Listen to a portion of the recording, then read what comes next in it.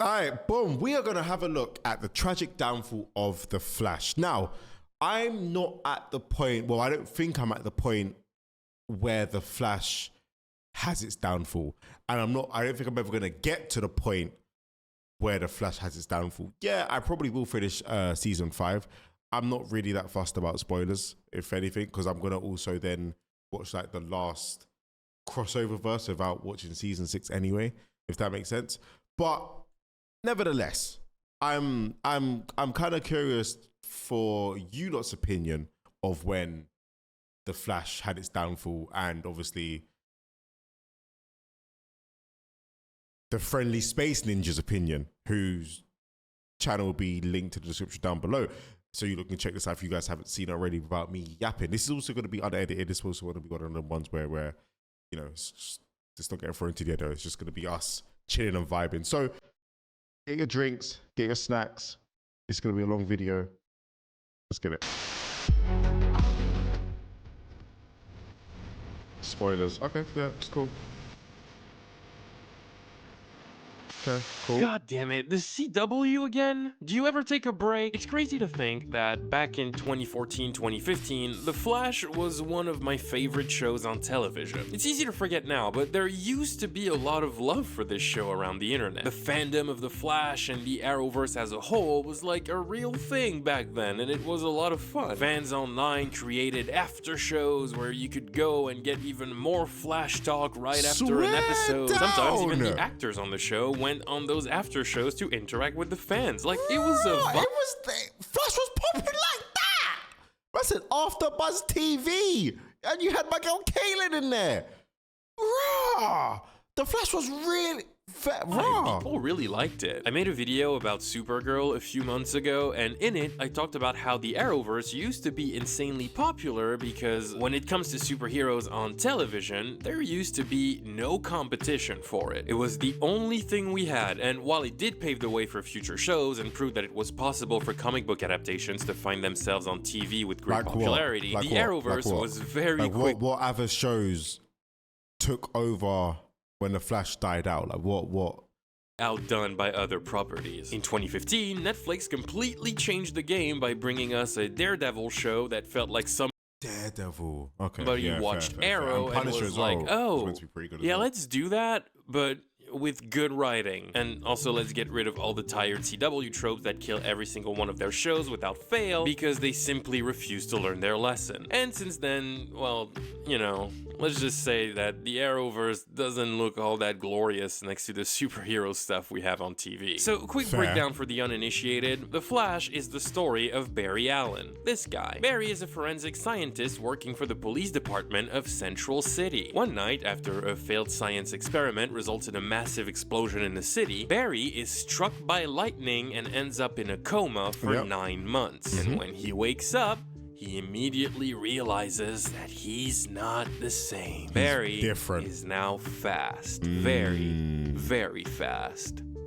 Okay, you get it. He becomes the Flash and he saves lives. Let's move on. The Flash came out in 2014, and the arrival of this show is usually regarded as the best time in the Arrowverse, even to this day. We were coming right out of the second season of Arrow, which is still considered to be the best season in the entire Arrowverse, and that came out in 2013, meaning the Arrowverse peaked 8 years ago. The universe has been on a downward spiral for almost a decade now, and when you look at The Flash, it's really hard to argue against that fact, because boy, how the mighty have fallen. Season 1 of The Flash was pretty good. I mean, don't get me wrong, it was still a CW show. It was cheesy and a little cringe at times. Imagine that dot is everything the human race has ever learned until this moment. Does that include twerking? But back then, people were ready to overlook some of the dumb stuff because they I don't even remember her saying that. Is that season 1? Actually did a pretty solid job at bringing these characters to the screen. It was exciting, and there was some good writing in there, which is not something you can often say about a CW show. I just rewatched the pilot of The Flash, and all things considered, it holds up fairly well. It's pretty fun. Some things about it don't work, but season 1 as a whole had a nice vibe to it. And back when it was first airing, I was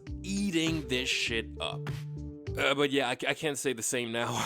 Sitting through an episode of The Flash has become very difficult for me in recent years, and it's been a while since I've been able to watch an entire season of the show. I think the last season I watched in its entirety from beginning to end was season 3, the Savitar season. That was a very good season. Was a real chore to get through. I tried my best to get invested in season 4, but it was so boring that after the mid-season finale, I just started skipping episodes entirely to get to the end quicker. I eventually gave up on The Flash completely about 6 episodes into season 5, and I was ready to leave it behind. I was done with it, and the truth is that the show never got better than its first season, and since then, each season had gotten worse than the previous one. I was tired of it. I had lost interest in the Arrowverse as a whole, and I was moving on. Occasionally, I would catch up with the story of the show via Paigey, who's a great creator on the platform who recaps and speculates all things Arrowverse for fans. It was a great way for me to watch the show without actually having to watch it. But then COVID changed things, and when The Flash came out with a new season after an extended hiatus caused by the pandemic, I thought I would try and catch up with the show and see how time has treated it. So I did just that, and I gotta say, the entire time I was watching, there is one question that kept coming back somewhere in the very back of my head. And that question is,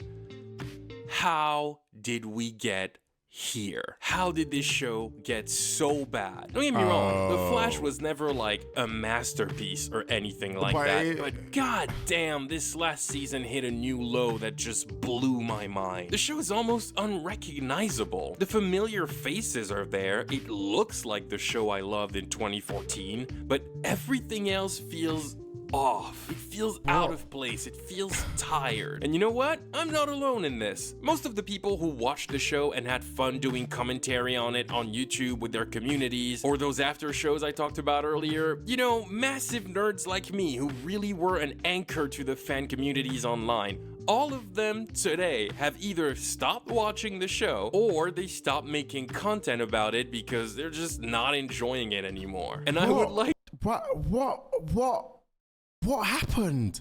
Like, how did it get? Like, to remind you that those were fans that were so passionate about this show that they made it their actual job to talk about it online. I don't know about you. I always drop in and revisit The Flash, and it just seems a bit tired. Yeah, it's starting to feel a little bit tired. I feel like they're in their closing phase.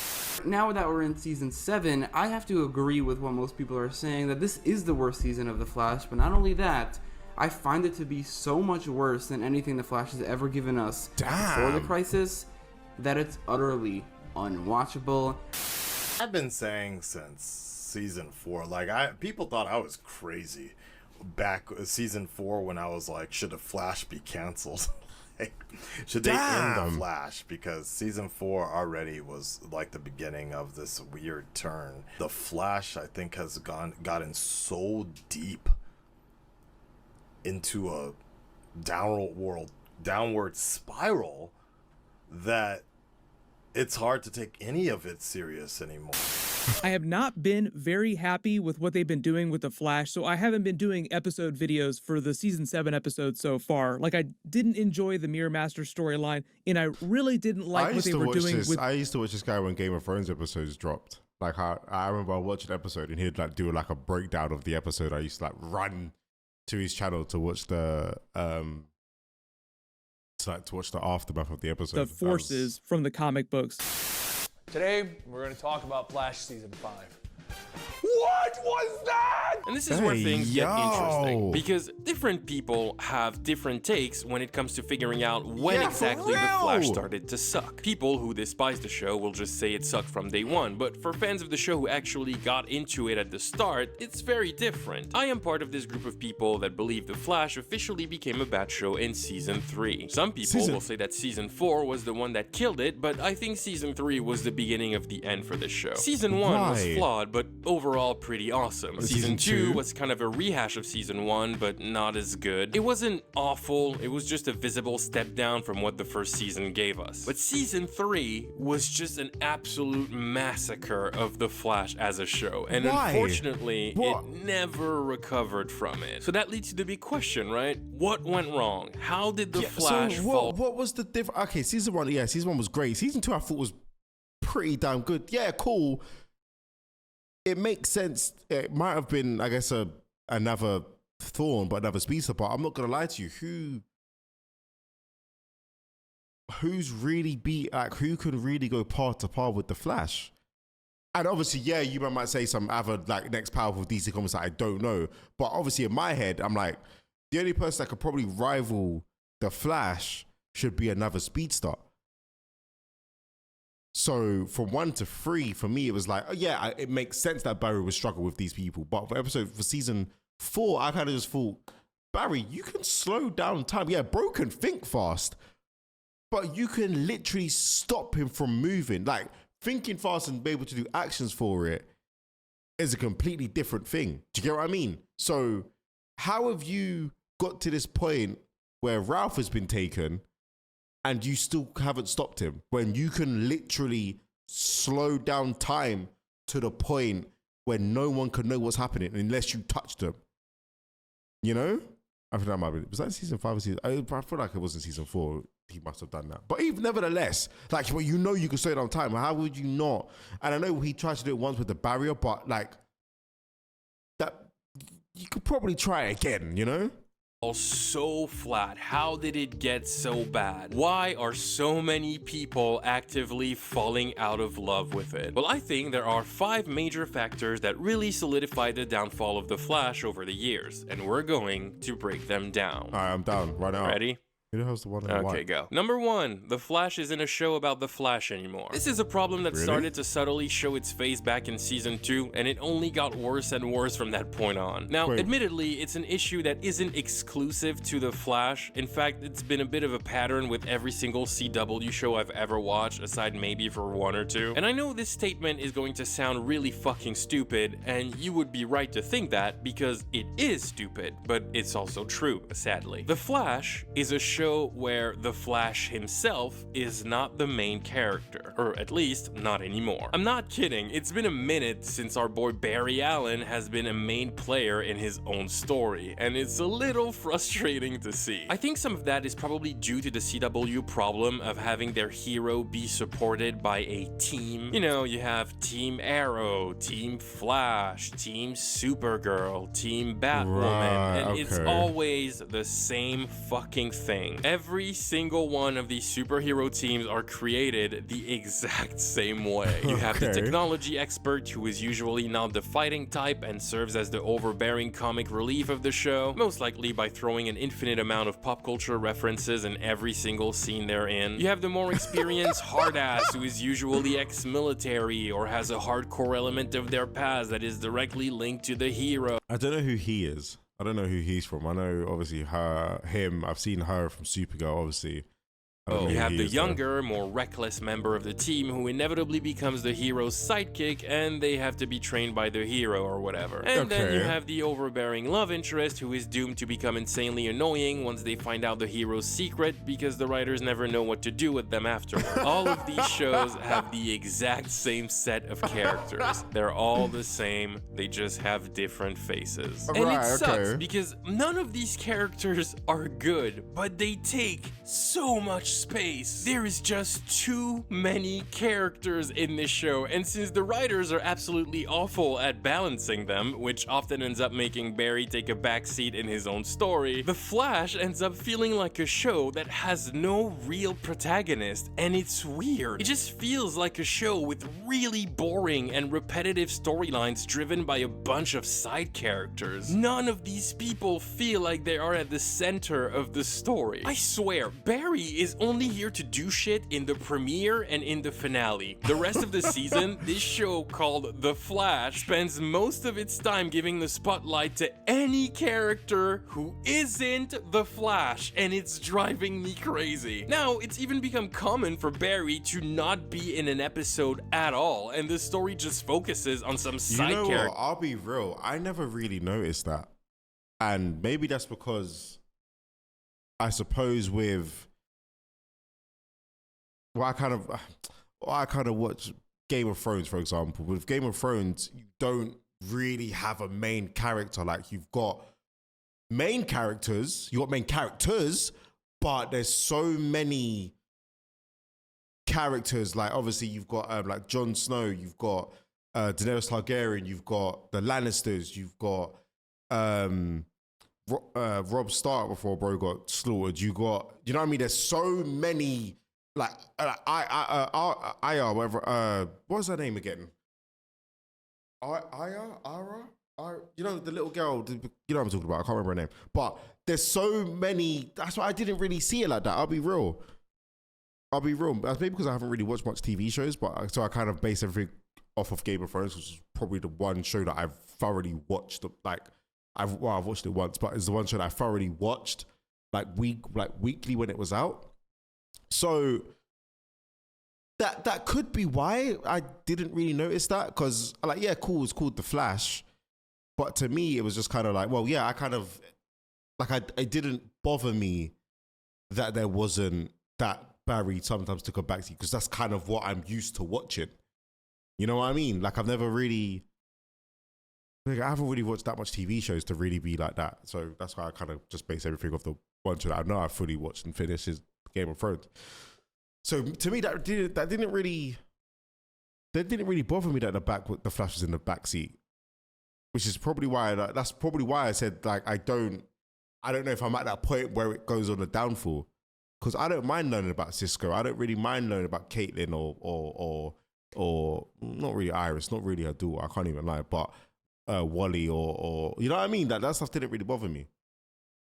Character no one really cares about. Season 7 alone has an entire episode dedicated to Joe's girlfriend Cecile, and also an episode entirely dedicated to Allegra. That one, by the way, turned out to be the lowest rated episode of The Flash ever, and I get it. It's not. Yeah, they also had a couple episodes where I think maybe season 4 or it might be season 4, maybe season 3, where there was a video basically dedicated to Iris and wherever it was, or basically about her wedding party or whatever it was, something like that. Rocket science. Nobody wants to watch an episode of The Flash where the Flash isn't there. It makes no sense. And the problem with this abundance of characters is that instead of taking a step back to flesh them out individually, the writers go the other route and just keep on introducing new characters again and again, constantly, and they just stick around forever, and they never do anything.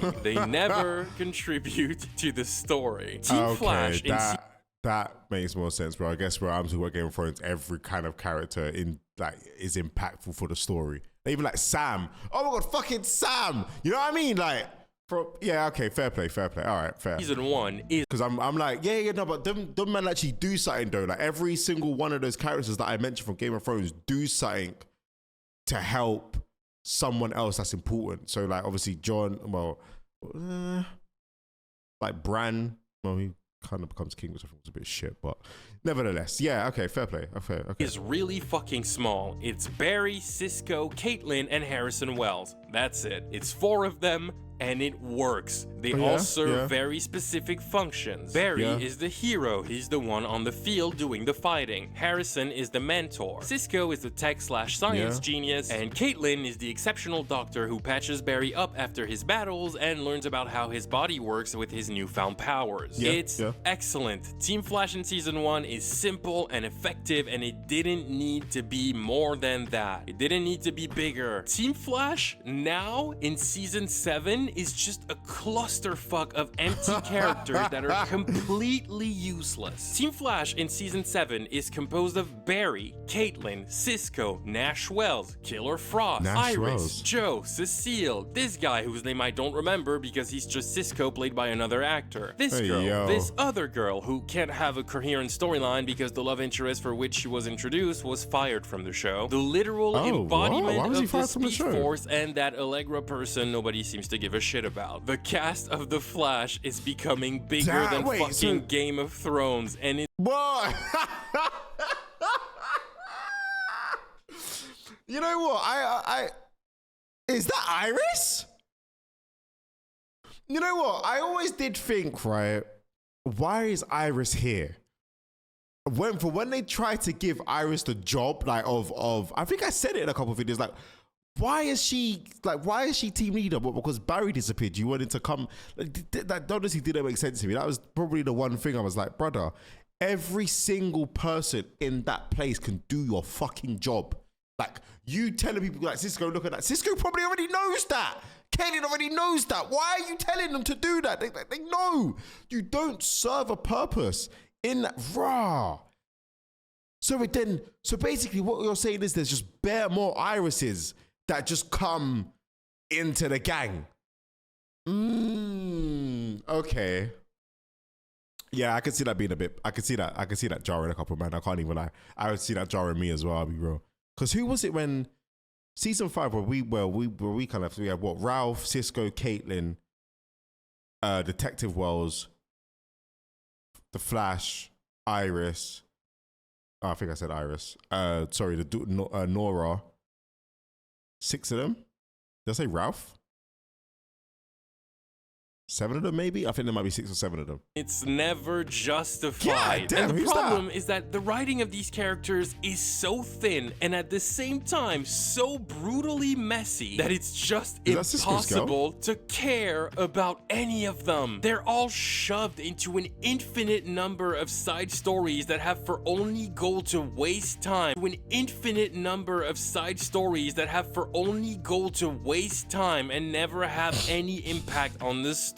So much so that the main storylines with Barry feel like a side quest of the season. And if I can't care about The Flash, I don't know how you expect me to be invested in this show at all. Even when it comes to the OG characters, it's just impossible to keep them engaging because the writing is too sloppy. So moments that should feel impactful to the audience fall completely flat. For example, season 7 saw the departure of Carlos Valdez, who plays Cisco. They announced it early in the season that he was going to leave and people were really sad. The media made a huge deal out of it. It was a whole thing. Admittedly, Cisco is a beloved character, but he had been completely useless since season 2, and his character had been progressively regressing every season, and I can't remember the last time he was actually relevant to the story of the show. Season 2, what did he do? No, I guess he didn't. He was mainly used as like a travel thing, right? Yeah, to be fair, I don't really remember him much in season 2, I'll be real. I didn't really deep like that. I feel like he done some stuff in season 3. I don't know, I can't remember. Los Valdez seemed to be done with the show. There had been rumors that he wanted to leave since like season 5, but people liked him because Cisco was just too cool in season 1 and 2. He was a fun character, and I liked him too. It was kind of sad to see him go. So yeah, bro wanted out from season 5, season 4. Damn.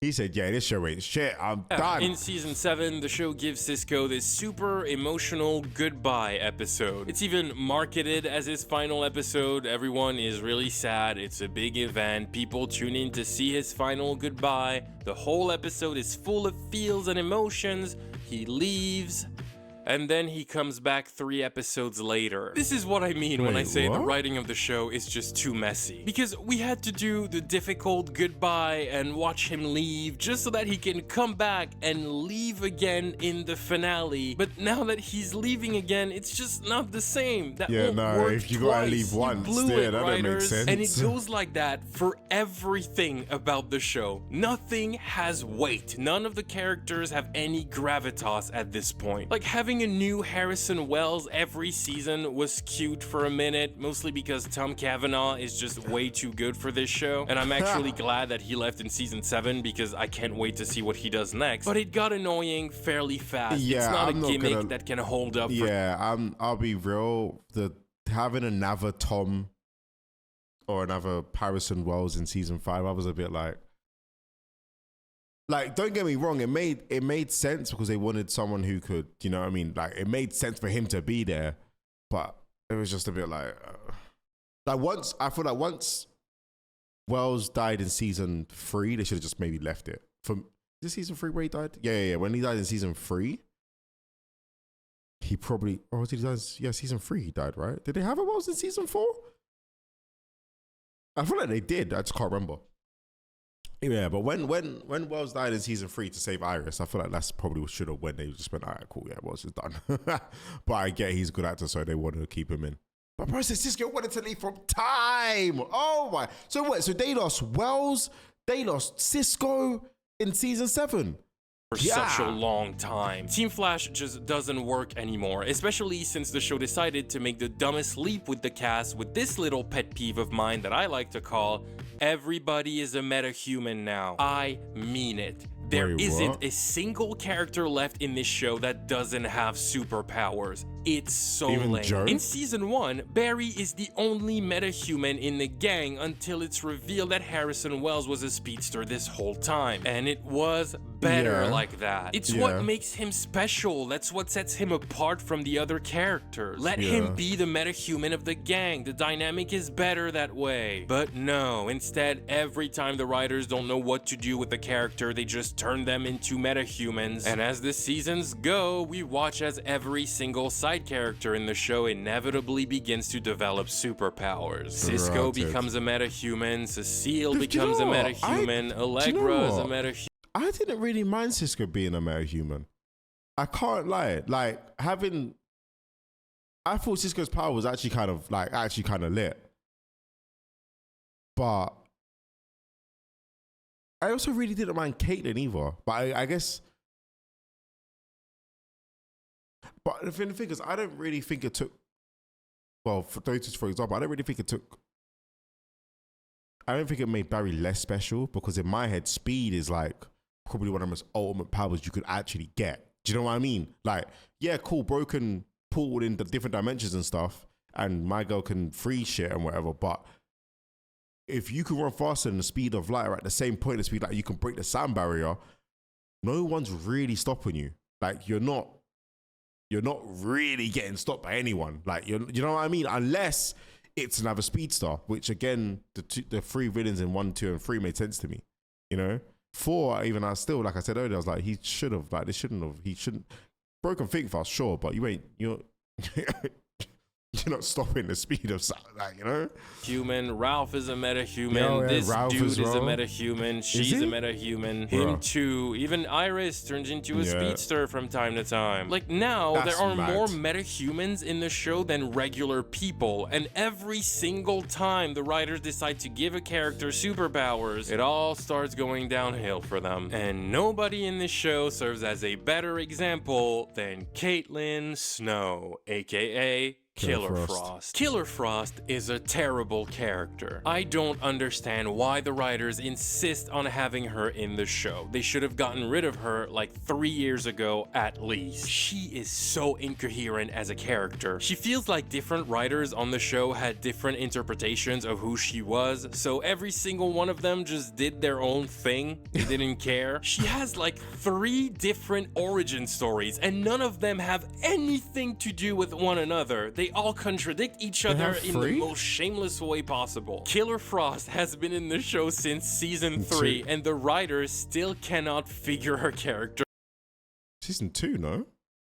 But out. At first, we are told that Killer Frost is Caitlin, who had her metahuman gene activated after Flashpoint, an alternate timeline created by Barry, who went back in time to save his mom from being murdered. That's her original backstory, and it's a pretty simple one. Caitlin was just Caitlin, and then Barry created a timeline where she was affected by the particle accelerator, and she becomes Killer Frost. The show never really explains why her powers make her evil, but I don't want to get angry at how stupid that is, so I'll let it slide. I'm in a good mood today. This is me being in a good mood. Then, by the end of the season, Caitlin goes through some fuckery in an attempt to get her powers under control, and she says to Barry and Draco Malfoy in the season 3 finale that she is no longer Caitlin or Killer Frost, but that she has become something else, and she needs to leave to figure it out. Okay, cool, I'm down with that. But then, season 4 completely ignores that, and Caitlin is still Caitlin, and Killer Frost is still inside of her. But now, Killer Frost is not just Caitlin becoming evil when the gene is activated. Now, Killer Frost is an alter ego, a whole separate person that lives inside of Caitlin. In other words, out of nowhere,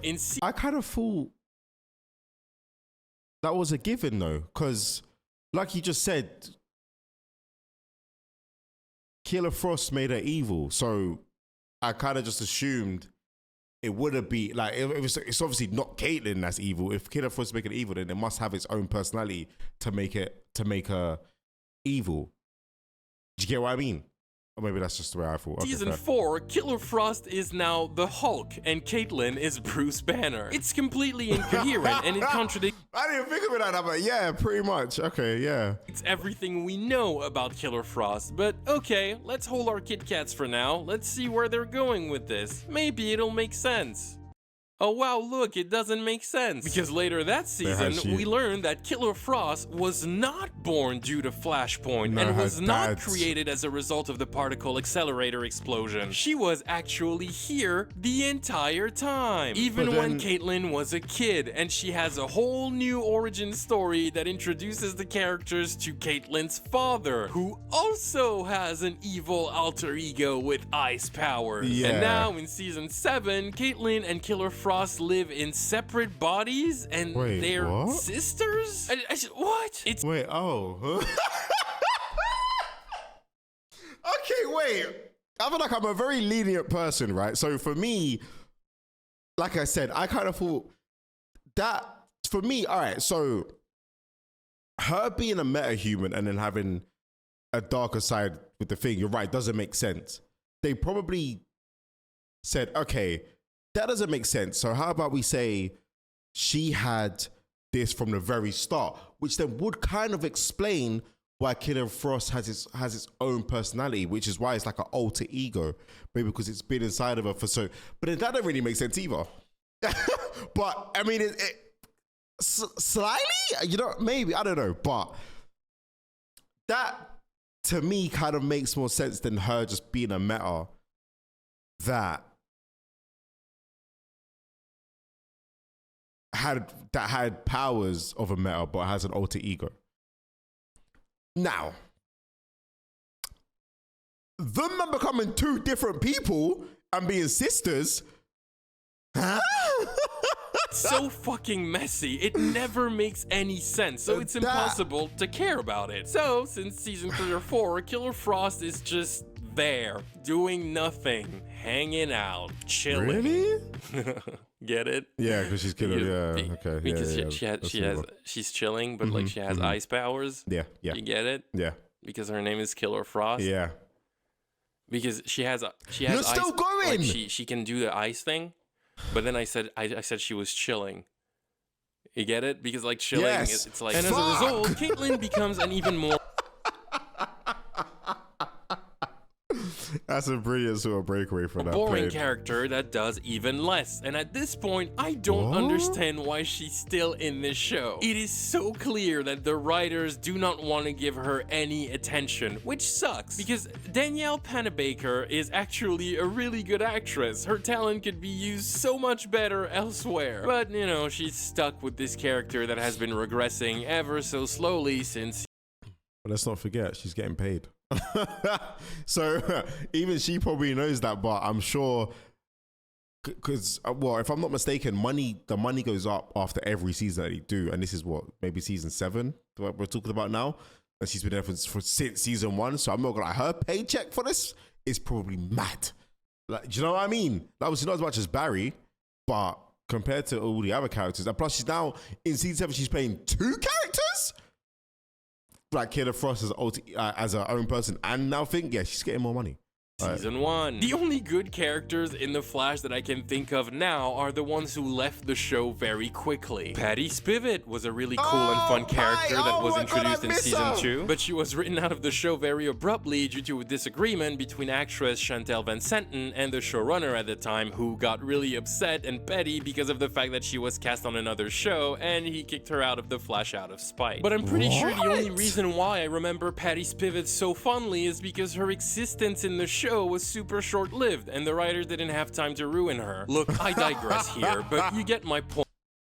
I remember her so well because they didn't fuck her up, so I remember in a good way. It makes absolutely zero sense for The Flash to have such an unreasonable amount of characters. The cast has become bigger than the actual ensemble show of the Arrowverse. It's ridiculous, and it just drags the show down. The story feels very unfocused, everything is all over the place, and The Flash has become a side character in his own show. Like I said earlier, Barry only ever gets to shine in a season during the premiere and during the finale, which seems to be the only moments where the writers remember the show is supposed to be about him.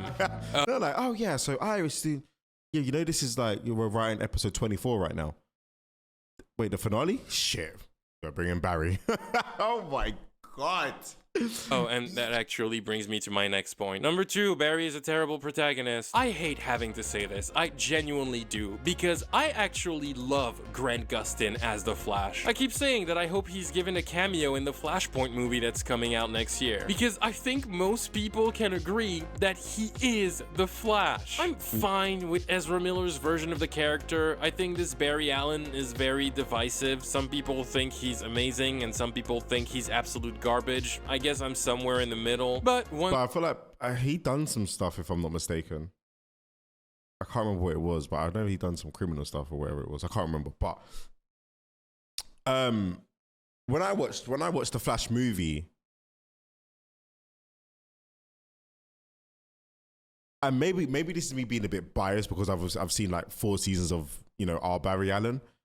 I feel like Barry Allen could be our good Flash movie, like a good DC movie Barry. You know what I mean? Like, I don't really think it would have been cool because Barry does that role so well when he's like funny, like season 1 Barry, where he's like funny but serious but funny and jokey and like a bit, you know what I mean? A bit Barry is perfect. Like when he goes to meet like when he's a fan of the Arrow and he really sees himself in that. Do you know what I mean? Like all of that is just so like, yeah. But I don't know. One thing that is absolutely sure is that if you mention the Flash to me, Grant Gustin is the one who will instantly pop in my head. I love him in this role, and in season 1, it's really cool to watch Barry grow as a hero. It's genuinely thrilling to follow him as he discovers the extent of his abilities and unlocks new powers for the first time. For example, a lot of people who never really read comics thought the Flash was just the guy who runs fast. So I remember the genuine surprise and excitement from the audience the first time Barry ran so fast that he traveled back in time. All of those little moments in his journey were a real joy to follow, and people absolutely love Barry, me included, which sucks to say because Barry is just a terrible character now. But why? Why is Barry so awful now? Well, surprise, surprise, it comes down to bad writing, but mostly for one specific reason. What I like about season 1 of The Flash is that it operates as an extended origin story. The entire season is not exactly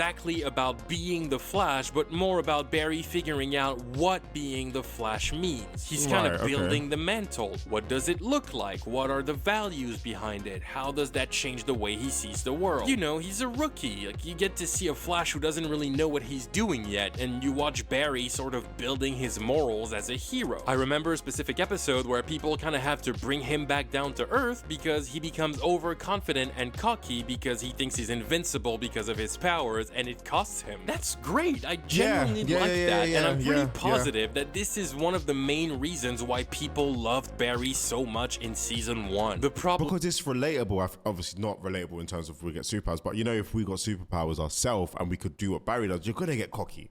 You're gonna get overconfident. You're gonna be like, brother, I can break the sound barrier. Who's touching me? You know what I mean? Like, it makes sense, 100%. The problem is that 7 seasons later, he's still in the same spot. And that is one thing I cannot stand about him. Barry is a character that does not evolve. For some reason, the writers refuse to let him grow as a hero. Seriously, we are on our way to an 8th season of this show, and it still feels like Barry is in origin story mode. He's still trying to figure out the superhero thing, but it's been almost a decade. We know Barry is 25 years old in season 1, which makes him around 32 in season 7. He never starts to feel like an accomplished Flash, and again, it's mostly caused by the Team Flash bullshit. Barry cannot do anything by himself. He always needs somebody to hold his hand and walk him through his issues. He always needs a pep talk. He never takes matters into his own hands.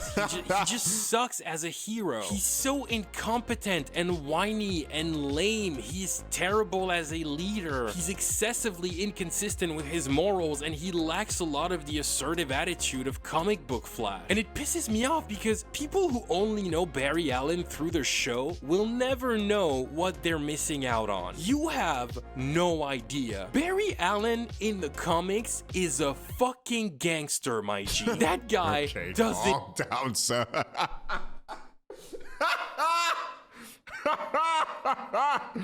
give a fuck. He doesn't take shit from anybody. Really? He is running shit. He doesn't mess around, and he gets things done. To be fair, though, I can't really remember Flashpoint, the animated thing.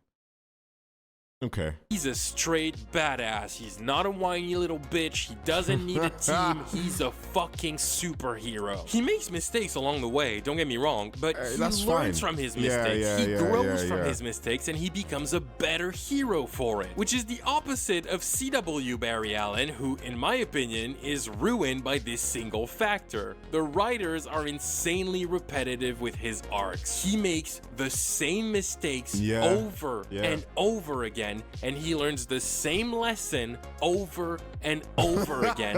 But you know what it is? It's like, I feel like one of the mistakes that he does is when he runs to an enemy, he fucking stops every time. Like, you don't need to stop to talk. You can just run to the enemy, tie them up, or do whatever you need to do, knock them out, and then maybe talk over a person that's not really listening to you. But you don't have to stop and talk and chat just so then you could get hit and we're like, he got away. And even then, can run faster than sound. He's not getting far. Like, he's not. You can still get him. You know, you can still get him. Oh God! Then he resets to what he was before the whole thing, and he makes the same. Is this 42 minutes already? Oh my God, I'm chatting bare, mistake again, so he can relearn the same lesson later on. Let me give you an example. Please, in the season 1 finale, Barry travels back in time to the night his mother was murdered when he was 11 years old. Originally, his plan is to save her and create a new timeline where he got to live with his parents. But when he gets there, he sees a future version of himself that stops him from saving her, and he understands that doing that would be too big of a rip in time. So instead, Barry decides to sit by his mother's side during her final moments. He reveals his identity to her and explains that he's her son coming from the future, and he spends her last moment reassuring her that he and his father are going to be okay. Which is fine, because he doesn't want her to be afraid. But I think that's fine. I think that was very emotional. I think that was great. I love you, Mom.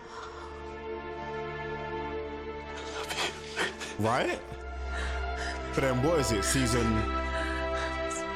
It's a really powerful scene, and probably one of the best in the entire show. And Barry learns that just because he has the power to go back in time and change things does not mean I think I know where this is going. He's going to be like, then should whenever he feels like it. The consequences are too big. You know, with great power comes great responsibility. He has to be reasonable. He now understands that in order for him to become the hero the world needs, he needs to accept that his mother has to go. His future comes at a cost. That is the most important lesson he learns in this season, and it should have been the driving force of his personality as a hero moving forward. But then, in season 2, Barry just unlearns that lesson, and he does the exact thing he grew to accept he couldn't do. He goes back in time and saves his mother like a fucking dumbass. And okay, I hear you, and you're 100% right. You're 100% right. But the way I see it is, right, I always like to put myself in someone else's situation. And cool, obviously I'm never going to be the Flash or whatever, but I think to myself, okay, if maybe not my mom, but if my dad died, or if that was my dad who I could save, and I know it would fuck up time and space and do whatever, cool, I might stop it for now because, you know, myself told me not to do it, but you can have a change in heart and stuff. Do you know what I mean? Like, you can be like, do you know what? Nah, I don't want my mum or my dad to be gone. Or for example, Barry, I don't want my mum to be gone. Like, I don't, like, that's, nah, like, that she's taken away from me with something I can't, like, cool, you learn that lesson, but I feel like that example there is it's a bit sticky. Do you know what I mean? Because you could feel like that at the moment, but then you'd be like, well, no, I don't want that, and then change your mind about it. I feel like that example is a bit of a sticky one because it kind of makes sense for me personally, it makes sense if he was to change his mind. Do you know what I mean? Because, you know, but then it's also the same with the Nora thing. Nora came back to help her, changed back time, but he wouldn't send her back. That's a better example. Because then you've learned the time space and you've shattered time and you know what I mean, you've made the flashpoint. But as soon as your daughter comes back to benefit you, because you weren't running back to go save Cisco's brother when he died. But when your daughter came, it's like, no, she can stay, it's fine. Like, it's all good, you know, it don't matter. But you're not running back to go and save Cisco's brother after he got deaded up. All of that for him to relearn the exact same lesson in the following episode and undo it immediately. And the worst part is that it's not the last time it happens. No. It doesn't matter how many times he learns that lesson, Barry keeps messing with the timeline, and it makes him particularly stupid. It's the same thing with his sidekicks. Barry has had a number of sidekicks through the seasons of The Flash. There was Kid Flash, Jesse Quick, Excess, Elongated Man, The Forces. Who's Jesse Quick? Oh, my girl's daughter. Whatever the fuck they're called. And every time it's the same thing. Barry has to train a sidekick and he gets impatient and too severe and it makes the sidekick feel bad, but then Barry feels guilty and realizes he was too hard on them. And he learns that being a good mentor requires him to be patient and be accepting of mistakes. He grows from that lesson and becomes a better teacher for the rest of the episode, and then he immediately unlearns that lesson and goes through the same arc again with the next sidekick. It has happened about 5 or 6 times in this show, and it makes me angry. Barry as a character is just running in circles to the point where sometimes you feel like you're just watching the same episode of television over and over. That's the writing though, isn't it? That's like, it's not, I know he said it's mainly because of the writing, but it is the writing. Like, it's not, it's not because, I don't really remember the whole. I remember him doing it with Wally. He probably does it with XS. Jesse Quick, I don't really think he really trained Jesse Quick, to be honest with you. She was kind of doing her own thing in a different world, but maybe in the latest, like maybe 6, 7. over again. I mean it. How many times can you have an episode go the exact same way? Every episode, Barry fights the villain kicks his ass, he ends up on the ground and he's all sad and he says he can't beat the villain, and then somebody comes in to tell him that no, he can beat the villain because the power of love or whatever the fuck, and then somebody says run Barry, run, and then he wins and everyone is happy, and then the exact same thing happens in the next episode. Every time. You can do this. Now run, Barry, run! That I get though. Season when he first got his powers, yeah, cool. No, I trust you, Iris. Why? Then run, Sorry. Barry. Run. You can't burn in a vacuum, so you need to create one. Run, Barry, run. Run, Barry, run! I know you can do it. Now, run. Is this when he was an enemy? Run. What is that supposed to mean? It means run, Barry. Run toward love. Run, Barry. What? Run. No! Hold on! Run, Barry, run! Run. Barry. Run. Oh my god, we get it. Run, Barry, run is an iconic line from the comics. We get it. You don't have to put it in every fucking episode. Barry just sucks.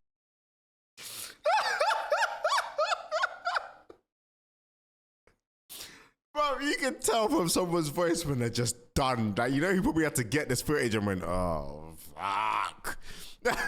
As a protagonist, he is so boring and one note. He never feels like he is out of his initial origin story mode, and the writers make him so dumb and incompetent that it's impossible to be an intelligent person as well. Like, I'm pretty sure I think they said that in, like, because I've never read the Flash comics, which maybe that's something we could react to. I don't know how I could. I don't know if there's like comics, people that read comics online. Oh no, I think there is. I don't know if they do it in like order, but maybe that's something we could check out, because I'm actually down to see Barry in the comics. But also, is the comics like a long story, or is it like? No, we'll figure it out. It's already 50 minutes. For him. Pair that with the fact that he is now a background character in his own story, and you're not left with much here. And all of that leads me to my next big problem with this show. Number 3. Okay. Iris. Okay, listen. Imagine she got her own. She has her own segment, which goes from what 3150. She got a whole 10-minute segment about Iris. I know some of the people watching this video right now are getting really excited about this because Iris is... You got me! You got me! Now known as one of the most unlikable characters in modern television. But let me just take a moment to... Even like Rachel from Tower of God. I don't know Tower of God, just watched the first season. Really good first season, I can't even lie. But you'll see. Burst these people's bubble. It's an anime. I am not going to shit on this character the way other people have. But also, I would be crazy to pretend that Iris isn't a big problem with the show that deserves a lot of criticism, so I have to address it. And it makes me sad a little, because I'm of the opinion that Candice Patton, who plays Iris, is a really, really good actress. Easily one of the best ones in the show. And she's... No, do you know what it is? It's not her acting skills that... Do you know what I mean? It's nothing to do with her acting skills. I don't think anybody really in the Flash has bad acting skills. But yeah, it's not the problem here. If only the writers had ever figured out a way to make this character work, Candice would have brought that to life flawlessly. I genuinely think there is a version of this character that could exist and be great, but the problem with Iris is that since season 1, it is very clear that the writers have no fucking idea what to do with her. In season 1, Iris was more of a supporting character, and if you ask me, she worked just fine that way. I she didn't agree. have that much to offer to the story, aside maybe from being a love interest for Barry, but it wasn't a problem because she didn't take too much space in the show. However, over time, the writers decided that they wanted Iris to be more than just a love interest for male characters, which is fine. There was some groundwork here to make her more. I kind of disagree with that, though. It wasn't fine because the way they done it is they basically, like, Iris wasn't when did she become more character? I guess season 2, maybe 3. Season 3, she morely stepped into like the light more. She maybe had a bit more screen from what I remember anyway. But she didn't really need to be like take charge of stuff or like become like the team leader of Team Flash, because every single nigger in the Team Flash is more capable than Iris. You get what I mean? Like Cisco, Caitlin, Wells, they're all intelligent people. Why would they sit and listen to someone who's gonna who just does the work on computer? They could all do it. It wasn't like Cisco was in the field. Well, he probably was when Barry was gone, but either way, like when soon as Barry come back, she should have been gone. Though, is that the writers started to make Iris a main character, but in a way that just does not fit her or the show. And since they weren't too sure what to do with her, the show found itself in a weird situation where Iris started to take more and more space in the story, but it was never really justified. To make it short, the writers constantly tried to shove her into the front of the painting, but it always feels forced and weirdly out of place. They'll do something with her during a season that audiences will find strangely off-putting, so they will try to right the ship in the following season and do something drastically different, and it ends up making the character very disjointed and incoherent. And all of that stems from the fact I thought that was Uzi Vert. Sorry, but yeah, I remember that. Iris doesn't have much of an identity as a character, because it seems like the writers never quite figured it out. But they absolutely insist. Wait, I thought they got that character already. I remember that episode because that was a creepy ass episode. Was that on making her a main character, so it becomes frustrating for the audience because she just takes too much space. For example, in season 4, Iris is not only the main character of the show completely, she is also the leader of Team Flash. Now, what's important to know is that Team Flash is usually headlined by scientists, tech geniuses, and metahumans who have a very solid understanding of the inner workings of that world. Now, I don't want to sell her short or anything, but Iris is a regular girl. She's a reporter. She doesn't have any power. She doesn't know anything about science, and she's just an ordinary human being. And furthermore, she has zero experience on the field. It makes absolutely no sense for her to be the leader of Team Flash and to run things at Starlight. Nah, Ninja, you're getting me bricked right now because I fucking said yes! It's just not coherent. She just stands around and talks in a mic, and given the fact that every single member of Team Flash is more qualified than her, it's very hard as an audience member to buy into her leadership in the team. I'm sorry, but the ability of giving passable pep talks to people in the hallway is just not enough to take on an army of metahumans as a leader. The writers tried so desperately to give Iris something to do in the show that every sense of logic went out the window. If you men have made it this far, if we could just clap.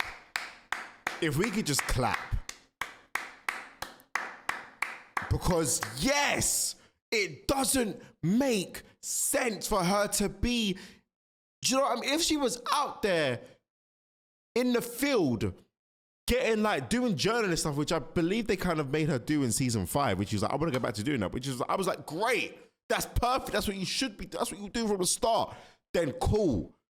You know what I mean? Window, especially when they make her say shit like this. You are not the Flash, Barry. We are. Okay, let's consider this a whoopsie. Get out of here. And then she just stops. You know what? When she first said that, I morely thought it was like she's basically saying because me and you are together, like we are the, do you know what I mean? Even then that don't really make sense. Now that I actually say it out loud, that don't really add up. Fair. being the leader of Team Flash, and she goes back to being a reporter in the most awkward way possible because it clearly didn't work and the writers couldn't avoid it. Iris is a character that is despised because she was just completely botched by the writers. And it's not like there wasn't any interesting arc to give her through the seasons. Iris is a reporter, but in season 1, she makes it clear more than once that she doesn't like being a reporter. In fact, she finds it kind of boring, and in the pilot, it's alluded to that Iris actually wanted to become a cop like her father Joe, but he didn't let her. That could have been a great way to develop her character over time, but for some reason, it's never brought up again, and Iris remains a reporter for the rest of I'm not gonna lie, I forgot about that. I fully forgot that she wanted to become a cop. Like, that was something. Sure. So now Iris has become a vehicle for the writers to waste time and build up some bullshit drama in episodes that have no impact on the story whatsoever. In other words, the writers keep ruining Iris and making her more and more unlikable in an effort to milk some pointless drama out of the show. So guys, don't hate Iris, hate the writers.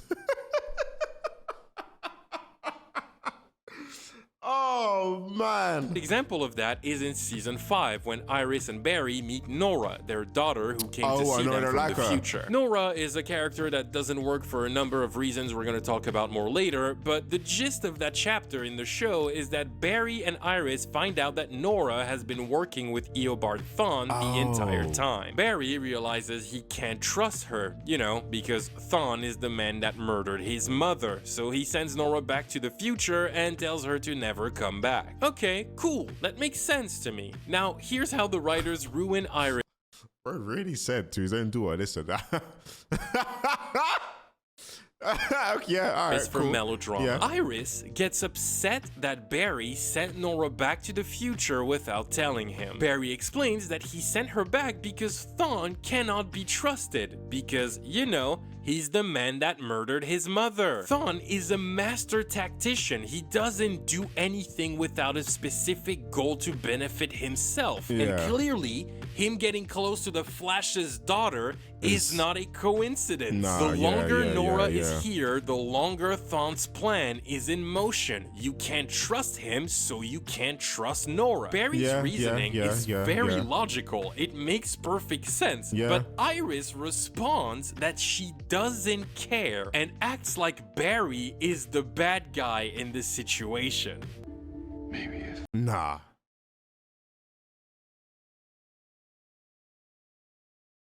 Nah, see, I'm more laughing at the fact that he said he can't trust his daughter and send her back. Yeah, cool.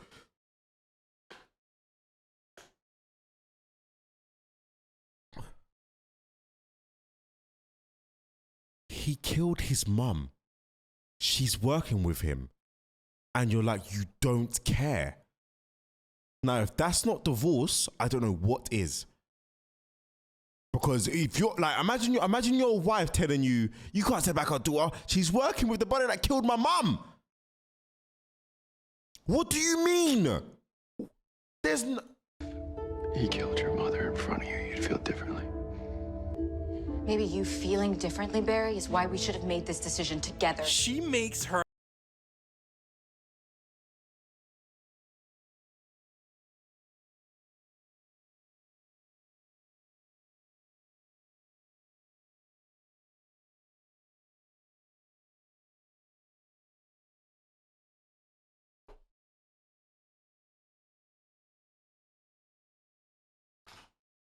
There is absolutely no way she just said that. There is absolutely no way she ran that.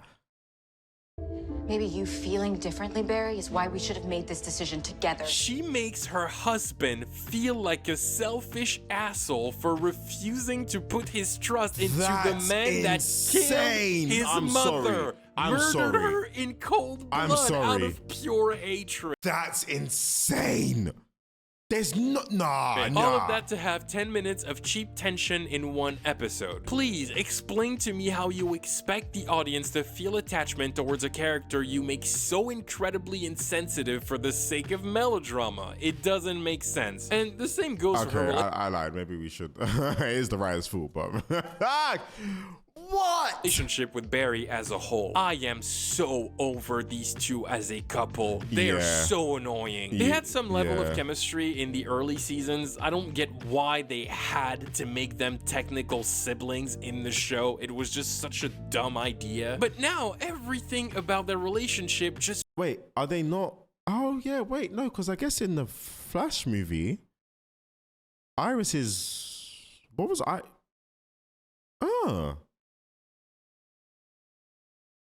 Oh yeah, that is a bit weird. Because I don't think they're siblings in the movie stuff. I don't think they're siblings. Yeah, that's.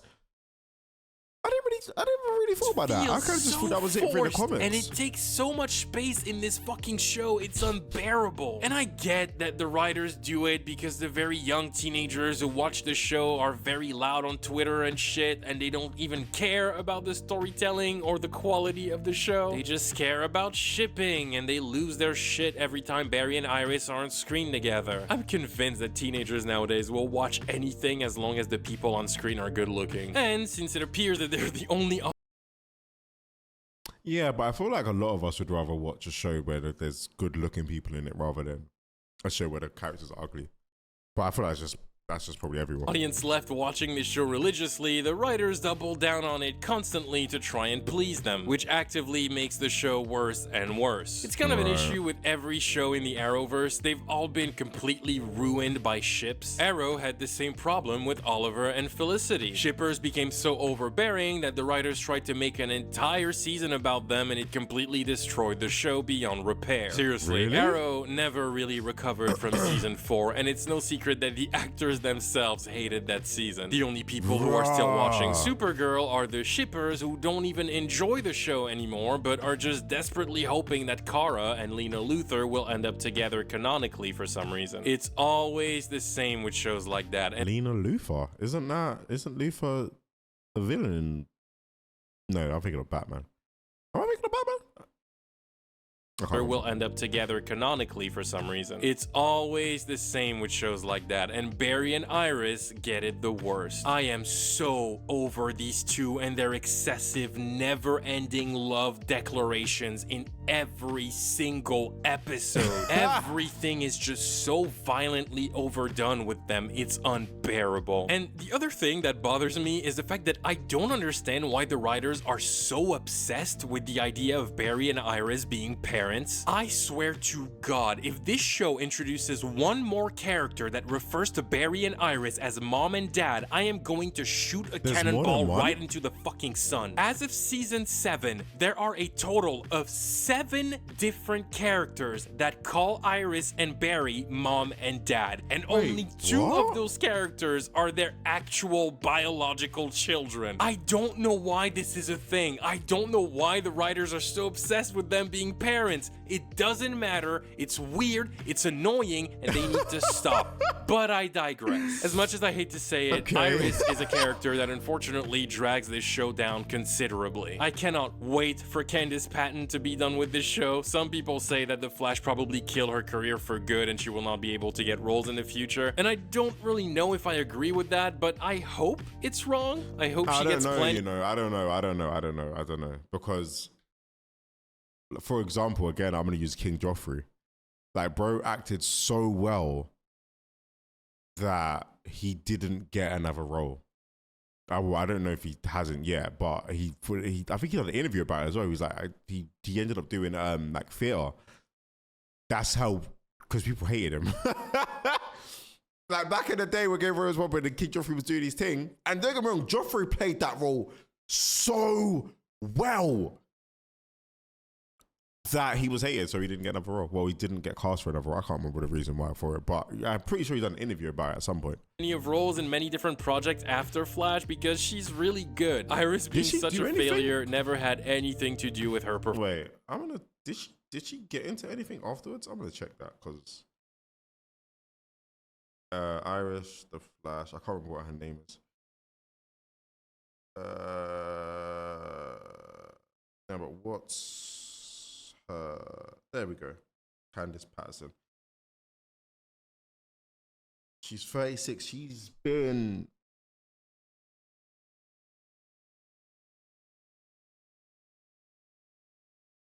I don't think she's been in.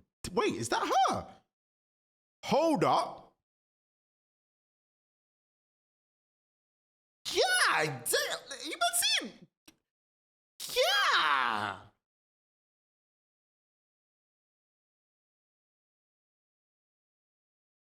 Oh, it's just in 2023. Oh, she had a child. Oh, good for her. Anyway, no. I don't think she has. The Flash ended in 2023.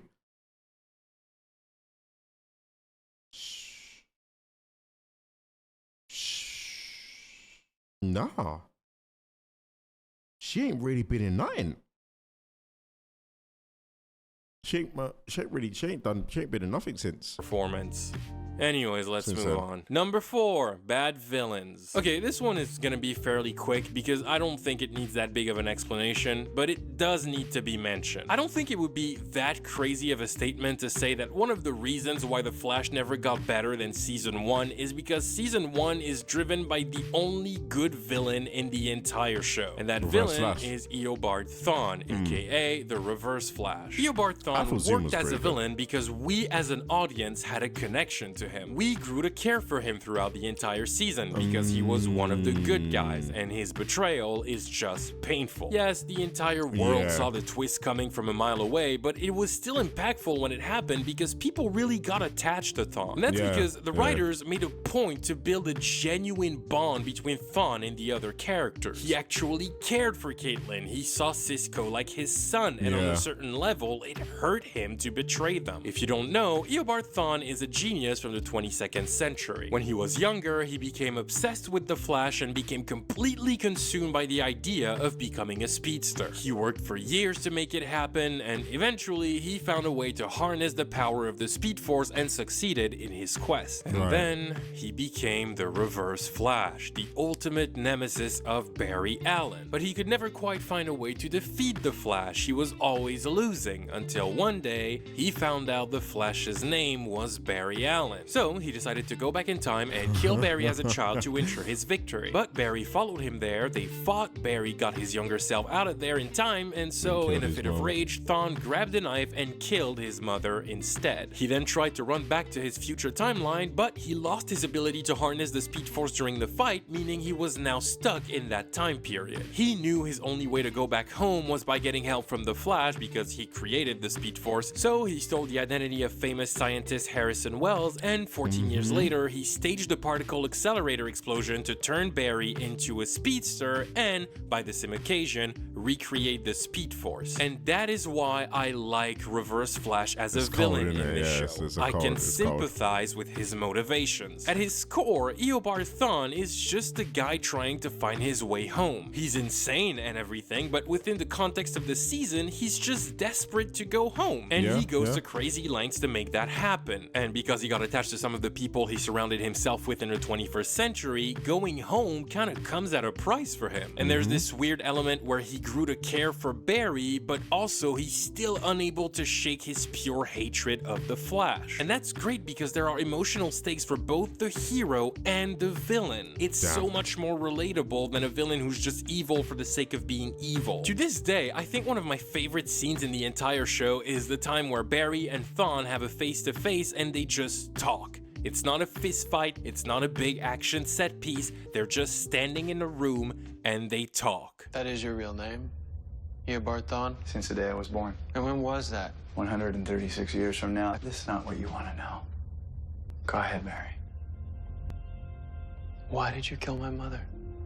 Because I hate you. And on the other side, Barry's heart is fucking shattered because he finds out that his mentor, the man he put all of his trust into, the man he grew to love like his own family, turned out to be the man who killed his mother. Realizing that he was being played from day one is just impossible to process for him, and his morals go out the window. Barry actually wants to kill Thawne in this scene. He's actually considering it. And it works. It's all really well executed, and it makes makes Thawne a great villain. He's actually menacing. We have an attachment to him that makes it difficult for us to watch the heroes go against him, and he has motivations we can sympathize with as an audience. They never recreated that. The villains that followed Thawne never really had any motivations that made sense. Zoom just wants to be the fastest person alive, I guess. Savitar also wants to be the fastest. He's eventually revealed to be an evil version of Barry from an alternate timeline, but his existence itself is a plot hole that's never explained. The Thinker wanted the world to be dumb because of reasons. Cicada wanted to eradicate every metahuman on the planet because of his daughter or something, which could have been interesting, but that theme is only showed to us in one episode, and then Cicada spends the rest of the season just being an insanely boring and generic villain. I don't even remember this guy. Mirror Monarch was just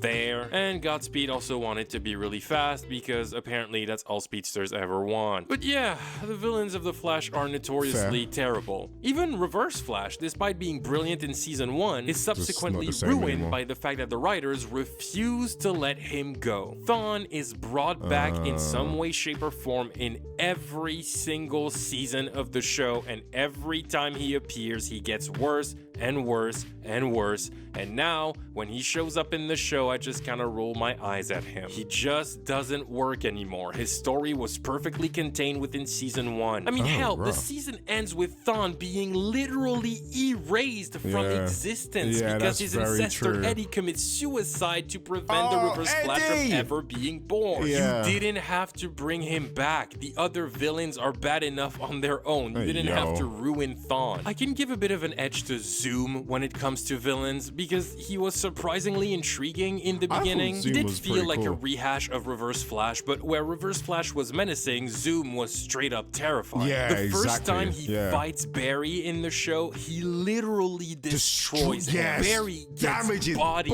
with little to no effort. He gets the shit kicked out of him. Zoom beats him almost to death. He breaks his spine. He knocks him unconscious. He stabs him. And then he parades him through the city for everyone to see their hero fall. That's why I was like, listen, Zoom was cold. Like, that scene was absolutely insane. But unfortunately, the more things go with Zoom, the more inconsistent he becomes, and by the end of the season, he turns out to be a pretty boring villain with one of the worst twists in the entire show. Especially because, again, his final motivation is just that he wants to be fast. Wow, what a menace. Godspeed was probably... I mean, yeah, that's cool. Like, he wants to go around every planet, I think he said, and be the fastest. Cool. It's not as impactful and as in depth as Thawne, which I guess is your point. Yeah, fair play. Probably the villain that had the biggest amount of potential, but the writers completely fucked him up as well. Then they tried to erase that first storyline to try Godspeed again, and then they fucked him up again. I could not believe what I was watching in season 7. Seriously, I was absolutely baffled at how terrible Godspeed was. He makes no sense. He doesn't have a point. Even his dialogue is pointless. Godspeed is literally a Power Rangers villain. All he does is do a lame evil laugh and spit generic villain one-liners you've already heard a million times. At last! True speed for a true god! Infinite velocity will soon be mine! And once my ascension is complete, all will bow before the might of Godspeed! Flash! That was nuts! You do like to party! Don't you two get it? You can't kill a god!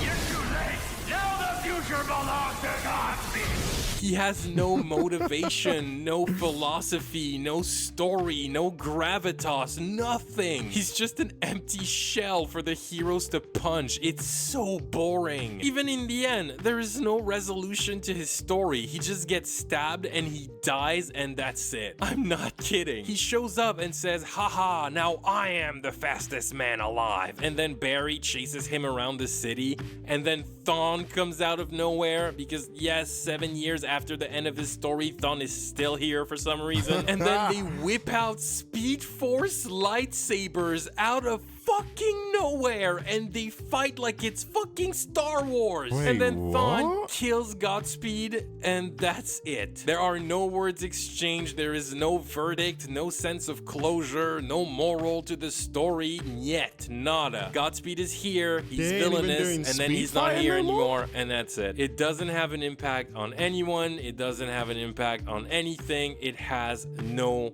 point.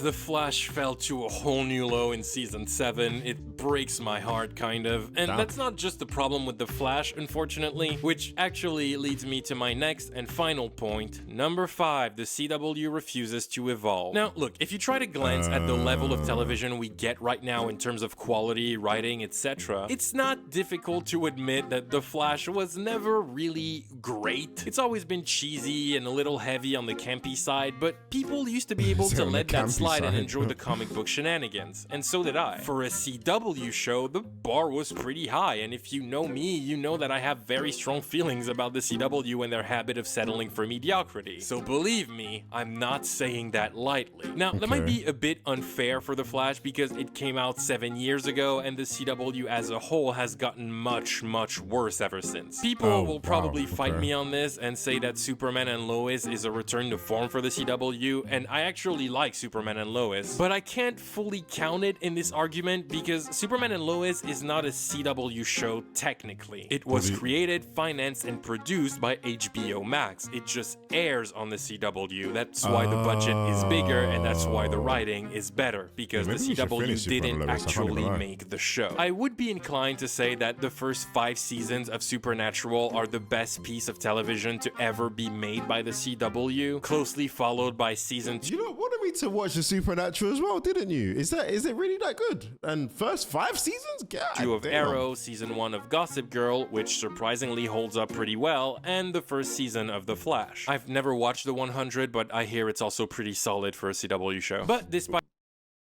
We're actually on episode 10 right now. All of that, it's also fair to say that the CW has been in a bit of a downward spiral for the last 6 to 7 years. I talked about it in my Supergirl video, but yeah, the CW has become a symbol in pop culture for mediocre television. The first thing people say when a new show looks particularly bad is, wow, it looks like a CW show. That's what it's become. The CW is a beacon of mediocrity for American television. I've seen a couple of well-intentioned people try to defend it by saying it's a low-budget network, don't be too hard on it. But no, I'm sorry. I get that it's a low-budget network, and I get that The Flash is not going to have the CGI of Game of Thrones. I understand that, and I don't mind. But you cannot use low budget as an excuse to justify terrible writing. Because that's the problem with the CW, not the CGI, the writing. Let me show you what I mean real quick. Here's a list of shows that have a lower budget than The Flash and that are infinitely better. And if you haven't seen those shows, I highly recommend them. True Detective, Banshee,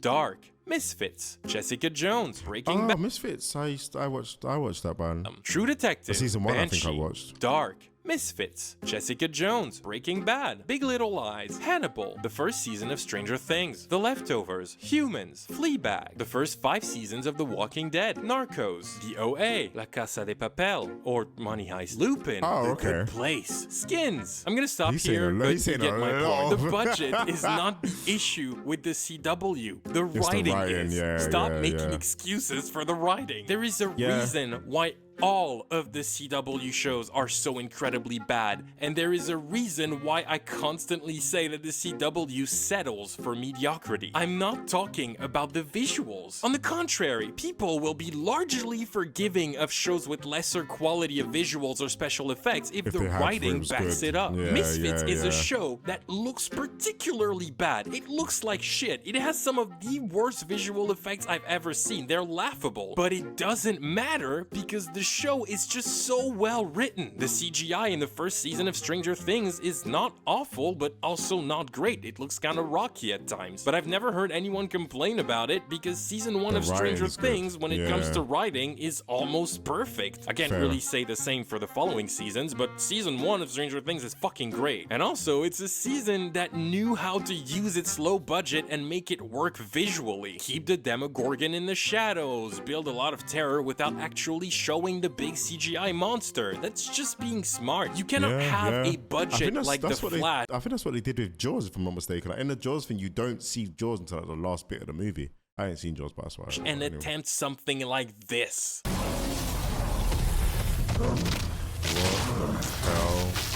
What the hell is going on? And on the flip side of this, you have the final season of Game of Thrones. It looks fantastic. It's the best CGI we've ever seen on TV. It looks like a fucking movie. The acting is on point. The directing is on point. Everything about season 8 of Game of Thrones is perfect except for the writing. So none of it matters. Writing is... He's got a point. He's got a point, because you don't talk about season 8 of Game of Thrones. You don't, which is so frustrating, because this is everything. And I'm sorry, you cannot blame the CW and its awful shows on their budget. That excuse is not acceptable. I will not have it. And if you want a more recent example, if you haven't heard about the script of the CW's upcoming adaptation of the Powerpuff Girls that leaked online a couple months ago, look it up. No way, there's a Powerpuff Girls thing going on.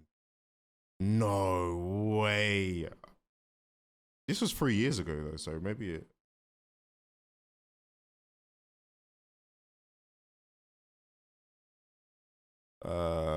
would it be live action?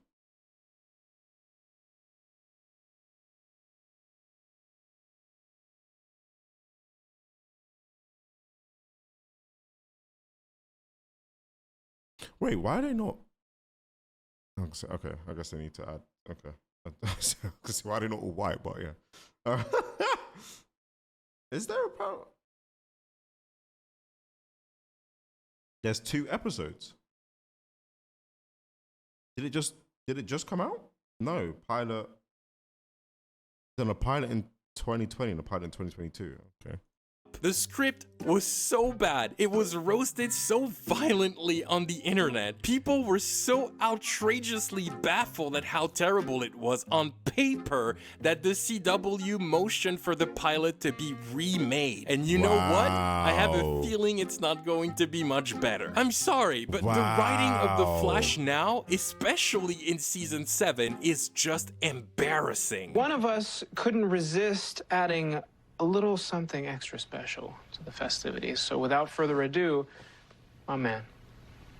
Just go. I swear to God, if he starts singing... Could you be that fire? Oh my God, what happened to this show? I was fine with the show being campy and all in season 1. I can take camp if you actually have something else to offer. But now, the show just feels like it's being made for 5-year-olds. The writing is just so laughable, I don't get it. It really feels like watching fucking Caillou, but with the Flash in it. Everything is just so childlike now. I think the one character that completely broke my brain with this is Nora, Barry's daughter from the future. She becomes a main character in season 5, and I cannot stand this character. Because Nora, according to the timeline of season 5, is in her 20s when we meet her. She's from the year 2049, and she's from a timeline when Barry goes missing in 2024 after her birth, meaning she's 25 years old. And when she was born a few years before Barry went missing, she's also closer to 30 years old. The very least, she's an adult. But for some reason, the writers decided to give Nora the personality of a child? It's so off-putting. She talks like she's 10 years old. She throws tantrums. Everything about her character is coded like a child. I don't understand it. You're mad at me. No, Nora, we're not. We're just... Please don't say disappointed. That's so much worse. I mean, I just didn't think it was a big deal. It was only gridlock. If you wanted to make Nora a child, then cast a fucking child in the role. But when you cast an adult, who, by the way, is older than both of the actors who play her parents, and then make her act like she's 5 years old, that's just awkward. And that characterization just doesn't add up with how they want the character to be thematically or within the context of her arc. So, you know, it's just really bad writing. Especially when you have to watch 22 episodes of this shit. Now, to be fair, it's not entirely the writer's fault. It's also because the CW is stuck in 2003 with a model of television that is just violently outdated. These 22 episode seasons just do not work anymore. Audiences change, audiences evolve over time, and the way they consume media transforms. And it's really important for networks and studios to evolve with audiences. There used to be a time where 22 to 24 episodes long seasons like the CW were the gold standard of television. I mean, hell, the first season of DOC has 27 episodes, which is insane to me. People just aren't into that nowadays, unless you're a sitcom like Brooklyn Nine-Nine or New Girl. Audiences enjoy shorter, more focused stories that feel more like an extended movie than an episodic procedural. I mean, goddamn, the Marvel Netflix shows were 13 episodes long, and some people still thought that was too long. The CW model has been obsolete for almost a decade now. It just doesn't connect with audiences today. Everyone seems to be moving on from it and evolving, except for the CW. They're just stuck in 2003 and they just refuse to evolve. Now, sometimes shows can be smart about it. Instead of awkwardly stretching one story for 24 episodes, they actually split the season into 2 or 3 arcs that stand on their own, almost like mini seasons inside of a big one. Teen Wolf did that flawlessly in its 3rd season. MTV ordered a You've been telling me to watch Teen Wolf for a hot minute. I can't even lie. Oh, is that the guy from Super Lois? Yeah, you know, I've been telling me to watch Teen Wolf for a hot 4-episode season out of nowhere, so they split it in 2 parts that they simply called Season 3A and Season 3B, and both of them are their own seasons with different stories. Agents of S.H.I.E.L.D. also did this by cutting its 24-episode seasons into 3 arcs of 8 episodes each. That's something the Arrowverse took way too long to understand. And because they don't split their seasons and just try to tell one long-ass story full of filler through 22 episodes, people get inevitably bored because the seasons take forever to get to the point. Now, The Flash has clumsily been trying to split its season in different arcs for the past 2 seasons, but it still relies on filler episodes way too much to complete its 22 episodes, so it doesn't really work the way it should. The point of splitting the seasons in several little stories is that you don't need to use filler anymore. You can just focus on one story and keep it there, but The Flash doesn't understand that. And the issue with that when it comes to The Flash is that this character doesn't work in this type of show, because the concept of a speedster is just too overpowered to function on such a small scale. So as a result, in order to tell 22 episodes worth of stories with the Flash in the show, the writers are kind of forced to be insufferably inconsistent with his powers. They have to nerf him in a way that makes the show very stupid. The reality of the matter is that if you stop to think about it 1 second, 90% of the episodes of The Flash should be solved in 3 seconds. Literally, because Barry can apprehend almost every villain in the blink of an eye. There's no real tension here. He could just run to a villain and grab him and throw him into prison before he even understands what's happening to him. There's a very small amount of villains that can actually pose a problem to the Flash. Like, I believe it if you show me Flash struggling to fight another speedster. I understand if a character is able to mess with Barry's senses. Stuff like that is comprehensible. But when you show me the Flash struggling to stop a normal-ass robbery, you're starting to lose me a little. In order to create tension, the writers have to make Barry super incompetent, otherwise every episode would end before the title card. And because of that, his powers are just too inconsistent to be believable. Sometimes Barry is so fast that he can search an entire city to find an individual in less than 1 second. But other times he will let a normal person run out the door and he will give up and say the criminal got away even though he could catch up to them before they even realize what's happening. Sometimes Barry is so fast he can rip a hole in the space-time continuum and travel through time. But sometimes he can't dodge a punch. You get what I mean. If you want more examples, the YouTuber Madvocate made an absolutely hilarious compilation of every time Barry could have saved the day in 6 seconds if he wasn't such an idiot, and he does it by going episode by episode. Is it just me, or does anyone else fucking hate it when the fastest man alive shows up and just stands around to talk to his enemies? Am I the only one who would abuse the shit out of super speed and just immediately KO every criminal out there and run them to jail? But what is unforgivable is when he doesn't surrender, this idiot uses his super speed to knock back 2 of them, and then he just stops. Why didn't Barry knock back the third one too? He just stops and lets him multiply, and then he punches them at normal speed. Why?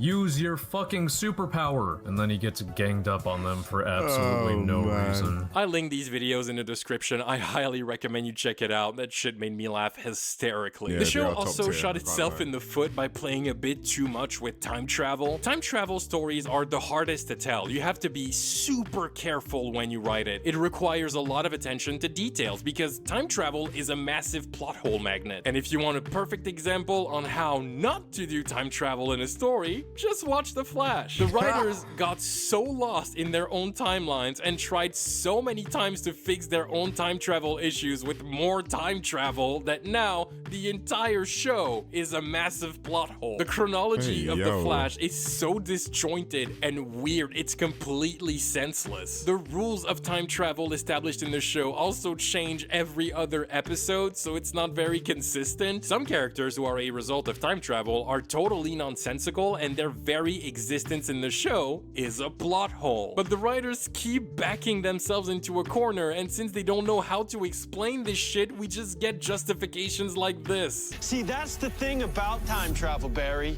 The more you do it, the less the rules apply to you. That doesn't mean anything. That doesn't mean anything. You know you have a writing problem when your timeline has gotten so fucked and messy that you can't even explain why your villain exists.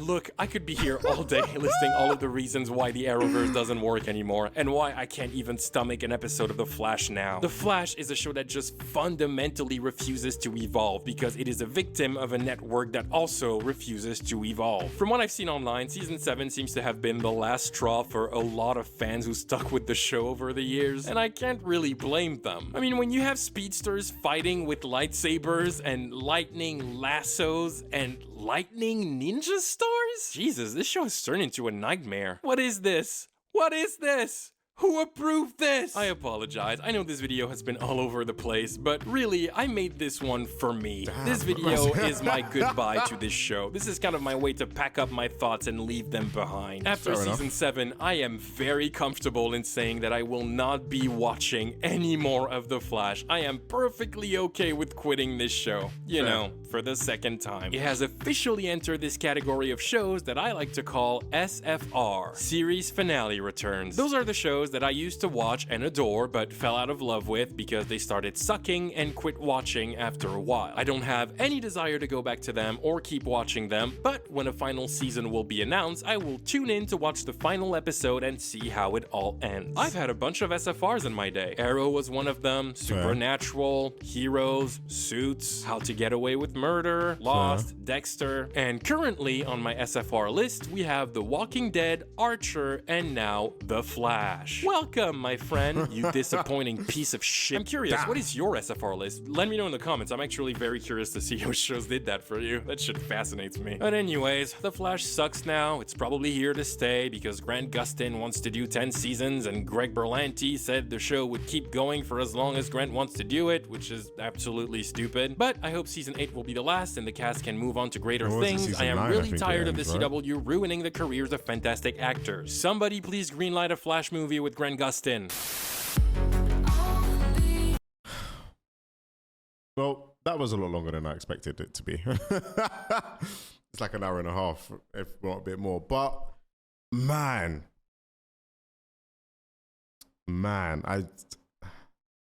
he makes a good point about the networking and how they choose not to evolve, and Barry basically doing the same thing over again, but forgets and just doesn't evolve as a character or a superhero either.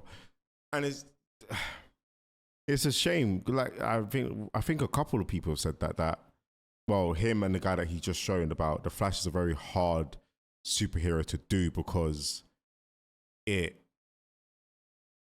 hard to fight speed. You know what I mean? Which makes sense. It does. It really does. But I don't know. Maybe they get a remake. Like maybe they do the Flash again, but maybe like it won't be CW. It'll be another company, but like HBO or something like that, with a bigger budget and better writing and just everything. I doubt it. Or maybe they just do, I don't know. They probably won't even do another The Flash thing, will they? But if they do it right, it could be amazing, to be fair. But anyway, I'm going to get some food because I'm starving. And I'll catch you lot in a bit.